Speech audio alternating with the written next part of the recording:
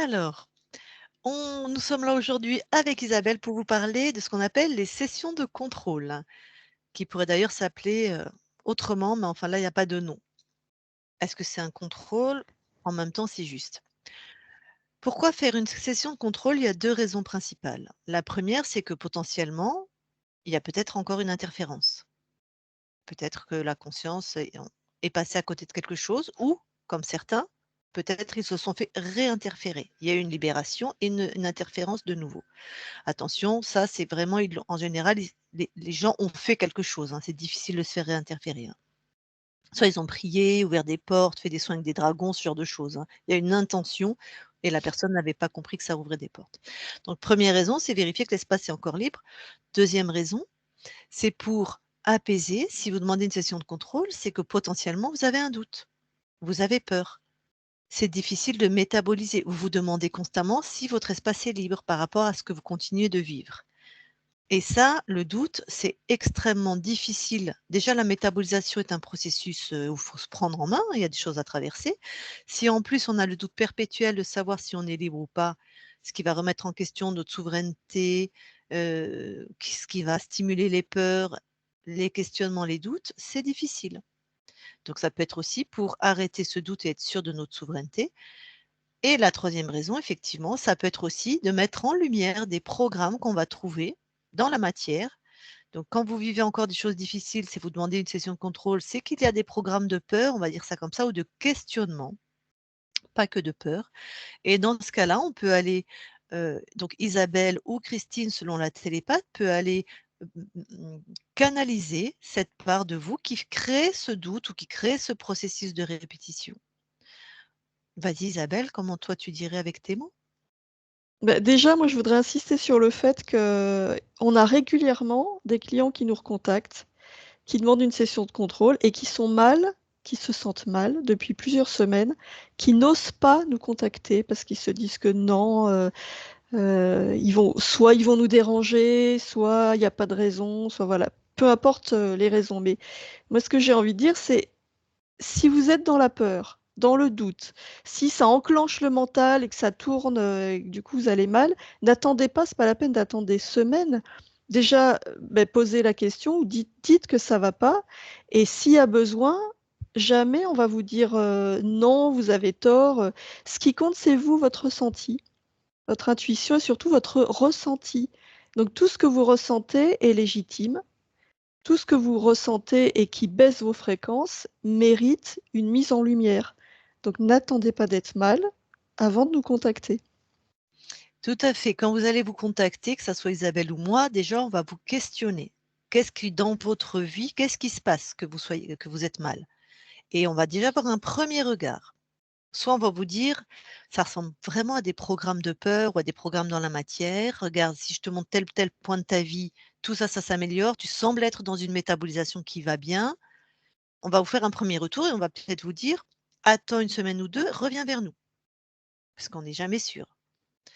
Des fois, clairement, il y a des gens, c'est une catastrophe, hein. Ce qu'ils vivent, c'est pire qu'avant, il y a une amélioration et tout d'un coup, mais tout repart en tous les symptômes reviennent, c'est très, très dur et ça dure 2, 3 jours ou une petite semaine, ça peut, hein. Ça peut être, le corps qui expulse toutes ces anciennes fréquences et quand ça traverse notre champ, on va dire, d'incarnation, notre champ, biologique dans la matière et même les corps énergétiques éthériques qui sont près de la matière, et ben, on revit tout ça, en fait. C'est comme en homéopathie, ça peut être c'est un phénomène naturel. Tout le monde ne métabolise pas comme ça, mais pour certains, ça se passe comme ça. Mais dans ce cas-là, ça dure entre 3 et 7 jours, pas plus. On a des personnes, d'ailleurs vous avez des sessions de contrôle sur ce type de personnes, qui ont vécu toute la réminiscence des anciens symptômes, mais sur 1 mois, 2 mois, non, là, il y a quelque chose qui ne va pas. De notre point de vue, on va vous dire: «OK, on va aller voir, il y a quelque chose qui n'est pas normal».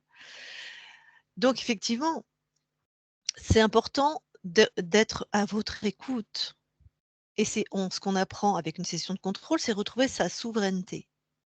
Donc qui d'autre que vous-même sait mieux ce qui est bon pour vous? C'est votre espace, c'est vous qui décidez. Bien sûr, on va en discuter, mais nous, on accepte en général tout le temps une session de contrôle. Quelle que soit l'analyse qu'on en fait. Même si on pense que vous êtes libre, ça peut vous rassurer, ça peut vous faire du bien. D'autant Isabelle, c'est plus que oui, les sessions de contrôle, dans ce qu'on observe, ça permet aussi d'asseoir le sentiment de souveraineté. Parce que c'est pas naturel. Dans ce monde, la souveraineté, c'est pas naturel du tout. c'est pas ce Voilà, qu'on nous avec, a appris en eh priorité, hein. non, on apprend ça Ouais, nulle part. Donc, ouais. c'est un processus qui prend du temps et c'est un pas après l'autre et le fait de faire une session de contrôle, ça peut, vous permettre d'aller un peu plus loin dans les sensations et dans comment je ressens la souveraineté dans mon corps, à l'intérieur, comment je fais pour l'exprimer dans ma vie. Et il y a autre chose et par rapport à tous ces programmes-là, c'est que, quand on est seul avec soi-même, il peut être difficile de savoir ce qui coince et d'identifier les programmes qui sont bloquants.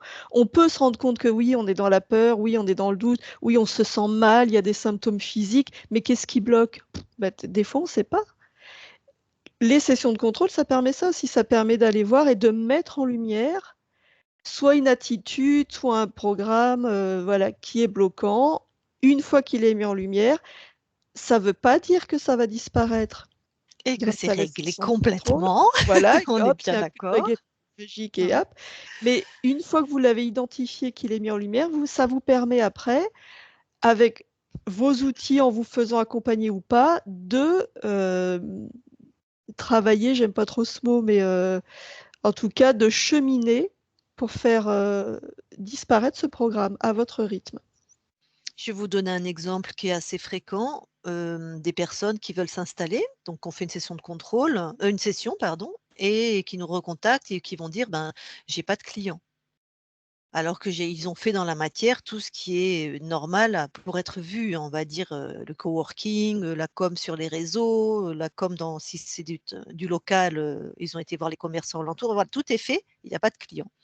Donc ça, ils se demandent s'ils sont interférés ou pas, ce qui se passe. On va en session de contrôle, une conscience libre, tout va bien, qui envoie la prospérité, tout ça en général, en plus c'est assez joyeux et qui regarde elle-même, sa conscience du corps se débattre avec ses programmes et donc là, Isabelle va aller canaliser ce qui se passe. Pourquoi il y a pas de clients? Donc la personne va nous dire, par exemple: «Ben, j'ai peur, j'ai pas de clientèle» ou je ne sais pas ce qui se passe. Donc bon, bref, on va trouver la partie, qui est responsable de ça et là, on peut trouver plusieurs choses. On peut trouver simplement, c'est la première fois que la personne s'installe, une peur d'être vue. Si dans son histoire, il y avait cette peur d'être vue ou si les mémoires émotionnelles de quand elle était interférée, il fallait pas qu'elle soit vue. Si elle a vécu des traumatismes à cause du regard de l'autre, par exemple un viol, quand on a été violent, on n'a pas envie d'être vu pour pas que ça recommence, vous voyez? Des choses comme ça. Donc se mettre en avant, devenir se mettre à son compte, c'est avoir une visibilité. Donc il peut y avoir complètement ce programme qu'elle a créé elle dans la matière ou être vue, c'est encore difficile parce qu'elle est en métabolisation et que c'est un programme de survie. Donc ne pas être vue, c'est un programme de survie. Donc vous imaginez bien qu'on ne les lâche pas comme ça ces programmes. Hein, voilà, si ça lui a permis de ne plus être violée, si on garde cette métaphore, ben, voilà, il faut du temps. On peut trouver ça donc quelque chose qu'elle a créé dans cette vie-là, qui lui appartient, ou on peut trouver, en allant canaliser cette part, un lien transgénérationnel aussi qui n'est pas apparu lors de la première session. Peut-être que dans ses ancêtres, on va trouver un lien de faillite à répétition, donc une peur du coup de s'installer, enfin ça peut être moult choses, hein, et ça, c'est super intéressant de le mettre en lumière. Déjà, si c'est un lien transgénérationnel, pareil, il va être travaillé, il va être, remis en ordre, il va être coupé et si c'est un programme de peur, comme l'a dit Isabelle, on va le questionner, l'amener à retrouver une stabilité, à créer autrement, mais c'est pas suffisant, hein. C'est Non, pas non, parce que c'est pas c'est fait suffisant. en session que c'est réglé, hein. Ça, même Isabelle et moi, on l'a expérimenté, absolument pas et toutes les clientes qu'on a accompagnées. Ça facilite. Bien sûr, ça facilite et le plus grand cadeau de cette manière d'agir, c'est vraiment de vous voir vous-même dans vos processus, de les mettre en lumière comme l'a dit Isabelle. C'est beaucoup plus facile quand on comprend ce qui se passe, quand ça fait sens, quand on est sorti de la peur d'être interféré, qu'on comprend que c'est un programme qui nous appartient, de voir comment il est structuré parce que Isabelle ou Christine, moi, quand elles l'ont fait pour moi, c'est redoutable, hein, parce que c'est d'une précision, on se voit. Alors comme moi, je suis l'opératrice, donc je parle à moi-même, c'est d'une précision. Tout ce qui est dit, c'est exactement mon fonctionnement, qu'elles peuvent pas connaître en plus, parce que c'est des choses très personnelles. C'est redoutable. Donc voilà, ça aide beaucoup parce qu'enfin, ça fait sens. Comme si on reprend le contrôle de ça et on peut se dire: «OK, je dois travailler sur ça, soit je peux le faire moi-même, soit je me fais accompagner, mais en fait, tout va bien. J'ai juste ce programme à encore, travailler, écraser, dépasser», voilà. Oui, parce que c'est toujours pareil, c'est la connaissance qui libère. Ah oui. Donc la connaissance des mondes ésotériques permet de se libérer et de retrouver sa souveraineté, mais la connaissance de soi libère aussi. Parce que plus on se connaît et plus on peut modifier ce qui nous gêne dans nos comportements. Si on n'a pas cette connaissance de ce qui coince, on est impuissant, on ne peut pas agir. La connaissance Mmh, libère, ou tout c'est à plus fait. difficile. C'est beaucoup plus difficile, hein, tout à fait. Sans la connaissance, c'est beaucoup plus difficile. On peut, mais ça demande une autre forme d'énergie, c'est très, très difficile. Et la dernière chose que je vais vous dire, moi, vraiment, comment ce qu'on reprend, c'est sa souveraineté. Donc écoutez-vous. Vous avez droit, c'est votre espace sur la terre, la vie est suffisamment compliquée. Si une session de contrôle, vous pensez que ça vous aide, c'est vous qui décidez, c'est votre cadeau. Et si la conscience nous reçoit, c'est super. Des fois, la conscience nous reçoit de loin parce qu'elle est libre, elle est dans ses créations et qu'elle dit: «Beh, tout va bien», et dans ce cas-là, on va plus travailler sur le corps comme on l'a dit. Vous décidez pour vous. Si vous pensez que c'est bon pour vous, c'est vous qui savez, personne d'autre. Écoutez votre intuition, écoutez ce dont vous avez besoin et nous, on se prive pas, nous, on travaille dedans, nous, on a accès à ça. Moi, j'ai fait une session de contrôle samedi dernier et ça m'a énormément aidée. Conscience libre, bien sûr, mais j'ai un programme qui est toujours pas, désactivé. Et ça m'a remis en lumière, en mouvement et c'est très, très aidant. Donc voilà, c'est un bienfait de l'humanité, moi je dirais, hein, c'est quelque chose de c'est vous qui savez, c'est vous qui décidez. Oui, c'est ça. Voilà. Mmh. Je trouve ça chouette de finir là-dessus, de c'est vous qui savez et c'est aussi comme ça qu'on exprime sa souveraineté, en décidant pour soi. Voilà. Nous, on est à votre service en fait, c'est pas nous qui allons savoir mieux que vous, qui allons vous dire: «Ah bah non», enfin, c'est très étonnant, enfin, voilà donc j'ai tout dit. C'est bon Isabelle? Tu C'est autre bon chose à pour moi. Très bien et ben, sur ces belles paroles, on vous laisse et peut-être à bientôt.